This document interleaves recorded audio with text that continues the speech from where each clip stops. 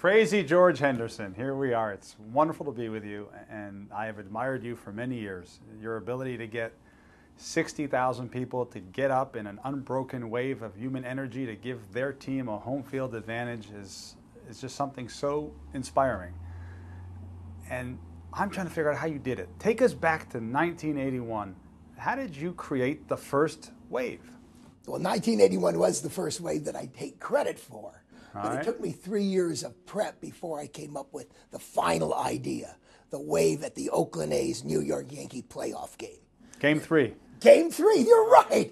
That's right, and that's when I introduced it to the world.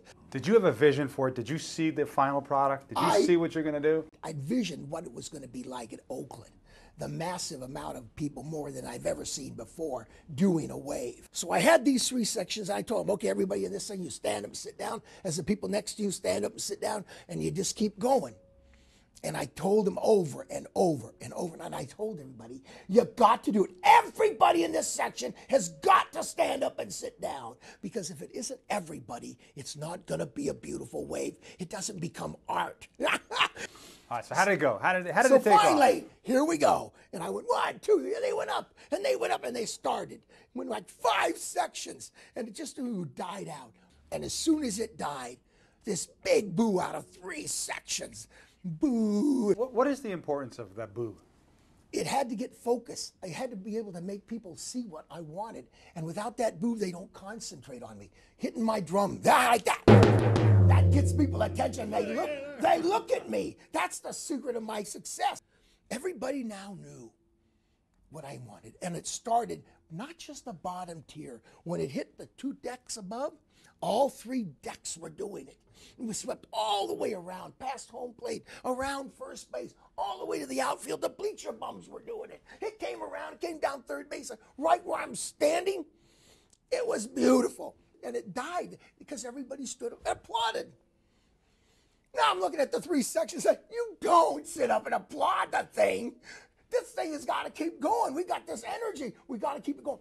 I'm going to start at the 4th time, and it better go right by here and keep going. But Krazy George, the wave is not about you. It's about 46,000 people, right? That's right. That's right. It's to get everybody involved in something that makes them feel special, that they're contributing something to this game. Now, Krazy George, what a wave is energy. It is energy. And is that what you tried to tap into? If you could heighten human energy, it just keeps going. Can they do more? It's the whole thing about the wave is energy. And I don't know if nobody's ever calculated this, but if you get 47,000 fans and every minute they go around and they're standing up, sitting down, there's got to be thousands of horsepower. All right, let's break it down. You obviously did something that today we take for granted because we've been caught up in so many waves, in stadiums and in life. Yeah. But the first time around, someone had to think it up, right? Right.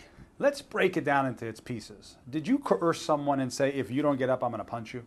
No, but I threaten people. People laugh. But they know you're not serious. Oh, they know. It's all fun. And right, so you're not like some boss that says you need to get up or else. No, that doesn't get waves to go, right? That's right. Did you motivate people? Did you show up at the stadium with a bunch of $20 bills and say, now look, I'm going to give you a 20 and you get up, and here's a 20 for you? Did you do it that way? No. Did you hide the ball? Did you say, get up and I'm not going to tell you why? It's a secret. Or did they feel like something about you and your energy was open? Did you share with them that this wave is to rock the stadium? It's for the team. That's right. That's right. Oh, no. Every time I do a cheer, I always tell them, this cheer is for the team. You are supporting your players. And that's every cheer I say. I know it's a big word, but in effect, you're being transparent. Transparent. That's a big word. Transparent, right. But you're basically not hiding the ball. You're saying the reason to do a wave is for the team. That's right. You're asking 46 or 60,000 people to get up in an unbroken wave of human energy for the team. That's your vision. Are waves just for Sunday? What about Monday, Tuesday? Back at work. What do waves look like at work?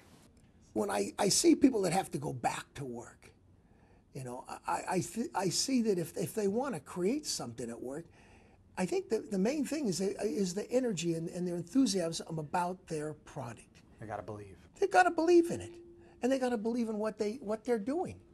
People aren't going to stand up for just anybody. It's either a group of guys that are sitting down there that are funny, turn around and show the enthusiasm. But if you get a jerk that's been cussing and yelling at referees the whole game and using obscene language, he turns around to the crowd, tries to start a wave, nobody will follow him. So you're saying nice guys can get a wave to go. Good guys. Good guys, yes.